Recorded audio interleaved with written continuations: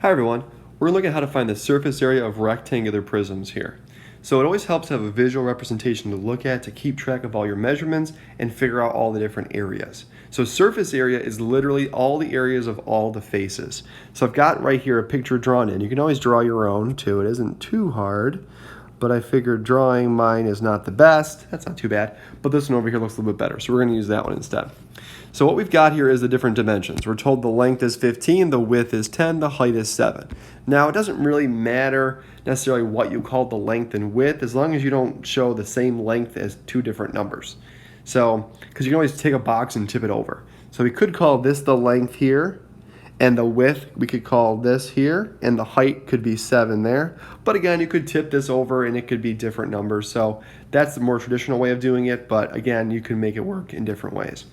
Now, I don't like how not all the sides are labeled. I always like to label all the sides so I can see things very clearly. So if this side here is 15, this side up here also must be 15. And then I'm going to do the same thing for the other ones. If this is 10 here, this has got to be 10, this has got to be 10 over here. And lastly, if our height is 7 here, our height over here must also be 7. And that'll help us keep track of all the different rectangles there to find all the different areas.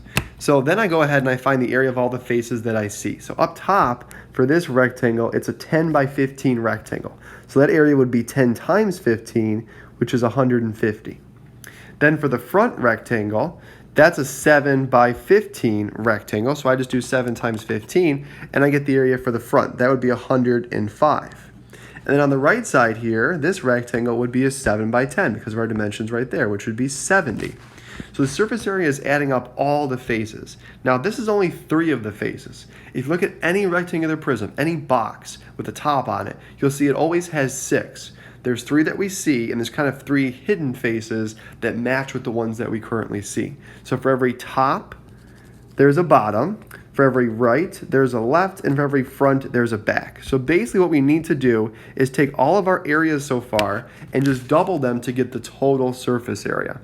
So I write it like this. The surface area is 2 of everything I have. So 2 of 105, 150, and 70. 2 of all of that put together. And then I just add the inside first, 105 plus 150 plus 70. And that gives me 325. But then I know there's 2 of everything for a rectangular prism, so I do that times 2 to get my surface area 650. Now, its area, which is 2-dimensional, so it's going to be our unit here, centimeters squared. Like area of any rectangle or circle or whatever, it's the unit we're using squared because it's a 2-dimensional measurement. For the last one here, very similar. I'm going to do the same kind of thing. So length is 5, width is 6, height is 11. I'm going to copy the dimensions over to make the other side labeled as well. This would be 5 up top, this height would be 11, and this 6 would go here. So in the front, 5 by 11 would be 55, 6 by 5 up top would be 30, and on the right, 6 by 11 would be 66. So our surface area would be 2 of all those things, 2 of the 30s, the 55s, and the 66s. So we would do 2, we would just add those first, so 30 plus 55 plus 66 is 151. I do that times 2, and we have the total surface area. So 302, again, we're in centimeters, so we're going to do centimeters squared as our surface area.